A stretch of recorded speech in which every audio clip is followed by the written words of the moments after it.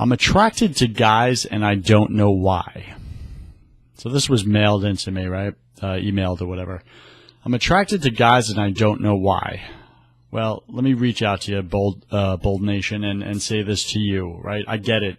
Some of you guys are confused on your masculinity, your manhood, and the claim right now, what's popular right now is, hey, I was born gay, and this is just who I am, and I just want to be happy. So you have to let me be happy because I'm entitled to happiness. First off, let me just clarify that here in the United States, you're not entitled to happiness. You don't have the right to happiness. You have the right to pursue happiness, right? So small clarification there. So let's just remove that entitlement thing. But let me get back to the main point here is, let me start with these questions.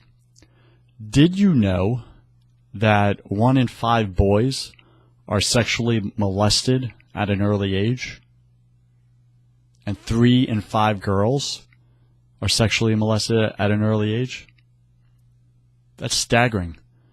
That means 20% of young boys are sexually molested at a very early age. Traumatic.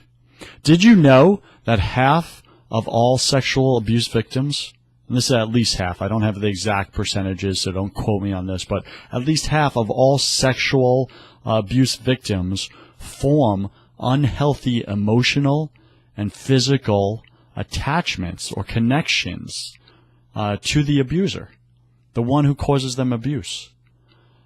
And somewhat of an attraction. They make these emotional connections with the abuser.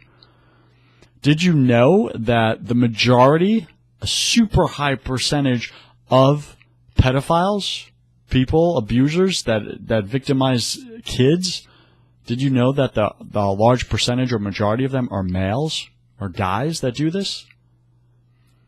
So if we think about that, right, we can conclude that a certain percentage of these boys who are victimized have now formed these unhealthy emotional and physical connections, this attraction to other men, their abusers, these grown men. And they started to form these at a very early age.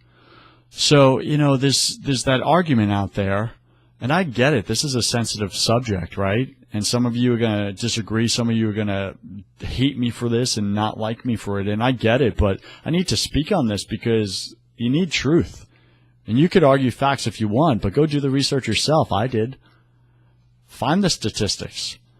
So think about that, right? The argument is, hey, I was born gay. Well, there's no scientific proof to show that. There's no biological proof to show that.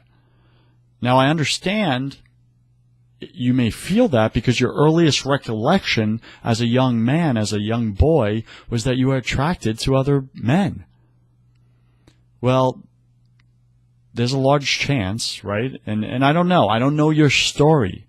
Only you do. And if you were abused, molested sexually at a young age, it's traumatic, right? And the typical child will block it out, right? Suppress it into their subconscious like it never happened. But if you were born gay, then I ask you, what color was the doctor wearing who delivered you? When you were born, what color was the what color tie was the doctor wearing? If you can't remember that, then how do you remember that you were born gay? Right? There's no such thing as being born gay. However, there is such a thing as your earliest recollection. As far back as you can remember as a young man, you were attracted to other boys, other guys, and you don't know why. So I submit to you, was there abuse? Were you victimized by someone? If you were, it's not your fault. Let me just come out and say that. It is not your fault. It was wrong. It should have never happened. That person was jacked up, that abused you. And I feel for you, truly, truly, I feel for you. And I hope you could see that and feel it through the camera. I truly feel for you. And I have not gone through that myself. I've gone through verbal abuse as a young boy, but never physical or sexual abuse. So I couldn't even imagine what you're going through right now if that has happened to you. But I can say this. You cannot choose your past, right? We can't choose where we came from. We can't choose how we start in life, but we can choose how we finish. We can choose how we end. And here's the path, right? And many men, and again, look at the research out there. Many men who ended up with this early attraction, emotional connection to other guys based on abuse and trauma, later, and then led homosexual lifestyles by choice. But it was a choice, but it wasn't, right? Because they had all this, misfiring in the brain, right? Because there was trauma. Right? When you have trauma, there's damage done. And they led that homosexual lifestyle, and eventually they left it. And they realized that it was not fulfilling. And many of them have been interviewed, and I've read and watched a lot of these interviews with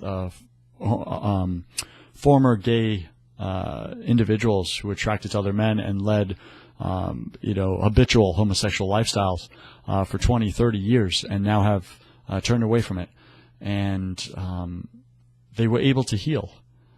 They were able to heal, and the way to go about it is to, forgive. And man, it's tough. There's no easy way to forgive someone who has done something so horrific to you.